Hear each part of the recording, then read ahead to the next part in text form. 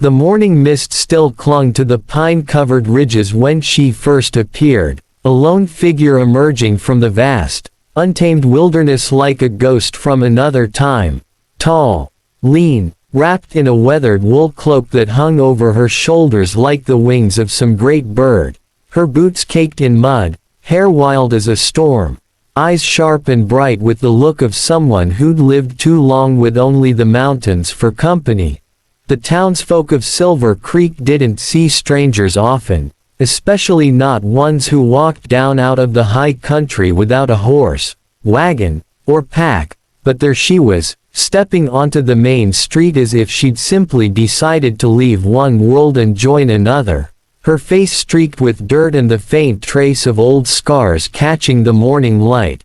They watched her from behind half-open shutters, from the porch of the general store, from the doorway of the saloon, whispering guesses, outlaw, hermit, widow, fugitive, and the more she walked, the more the town's curiosity grew. It was old Mrs.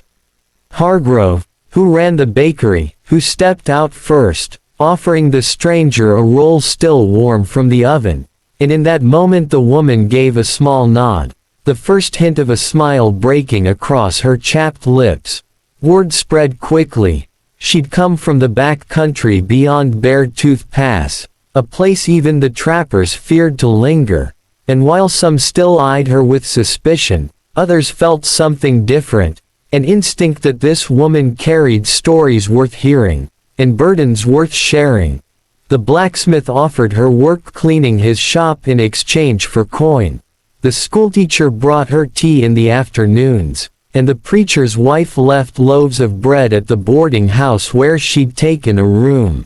As the days passed, the hard lines of survival began to soften from her face, revealing a quiet beauty that didn't come from fancy dresses or painted cheeks but from strength, from resilience, from the way she listened without judgment and spoke only when she had something worth saying. She helped mend the fence at the orphanage when a storm blew it down, sat by the bed of an old miner dying of black lung, even chased off a pack of coyotes with nothing but a lantern and a stick. Still, there were nights when she slipped out of town, hiking back into the hills, returning only at dawn, her eyes shadowed with whatever memories she was chasing up there. No one pressed her for answers, not until the day a young boy wandered away from the schoolyard and vanished into the dense timber.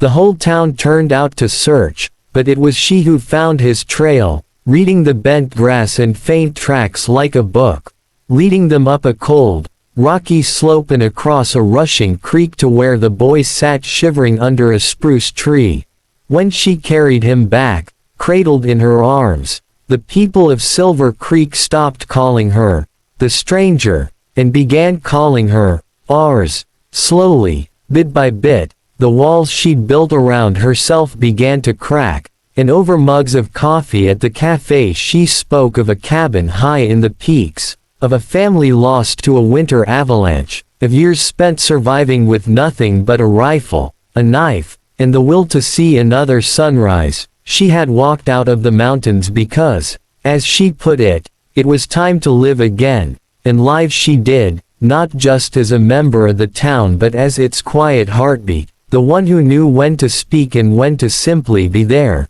Months later, when the spring thaw came and the wildflowers lit the hillsides, the town gathered for its first summer dance in years, and she stood there on the edge of the lantern-lit street, unsure whether to step into the music, until the blacksmith, the same man who'd first offered her work, held out his hand. She took it, and the crowd whooped as